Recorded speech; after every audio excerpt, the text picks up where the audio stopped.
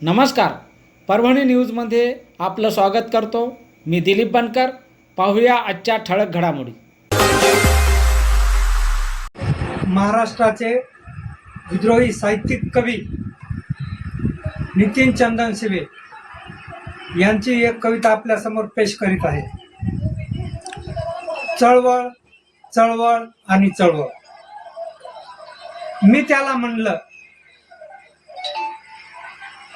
मी त्याला म्हणलं आता चळवळीत या. मी त्याला म्हणलं आता चळवळीत या. चळवळीचं काम हातात घ्या. चळवळीचं काम हातात घ्या. तो म्हणाला आता शिक्षण सुरू आहे, तुम्ही नंतर या.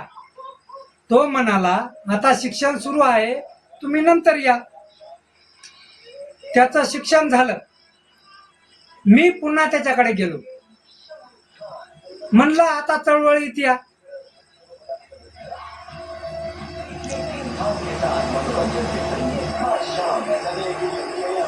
तुमच्या शिक्षणाची चळवळीला गरज आहे.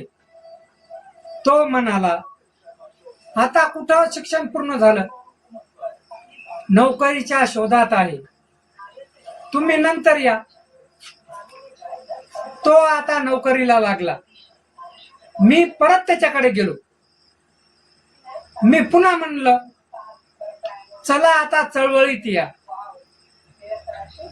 तुमच्या पगाराची चळवळीला गरज आहे. तो म्हणाला आता कुठे नोकरी लागली, लग्न करावं म्हणतोय. तुम्ही इतकं फिरत असता, जरा तुम्हीच मदत करा. एखादी चांगली श्रीमंत मुलगी शोधून द्या. त्याचं लग्न होऊन त्याला मुलं झाली, मुलं मोठी झाली, त्याला नातवंड झाली, गाडी आली, गाडीवर बाबासाहेबांची सही झाली, बंगला झाला. कारण याच कार्यकर्त्यांनी आजवर आंबेडकर जिवंत ठेवला. हॉलमध्ये बुद्ध आला. त्याला वाटलं मी खूप मोठा झालो. त्याच्या कानाखाली जाळ काढून मला एकदा सांगायचं आहे. रस्त्यावर लढणारा, सगळी शिस्त अंगावर घेणारा तो कार्यकर्ता, तो पॅन्थर आज जिवंत आहे.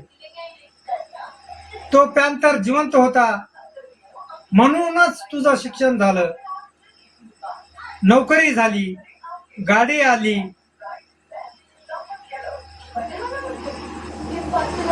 कारण याच कार्यकर्त्यांनी आजवर आंबेडकर जिवंत ठेवलाय.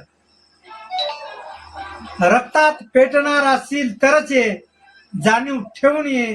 कारण बंगल्यात गेला आणि साहेब झाला म्हणून.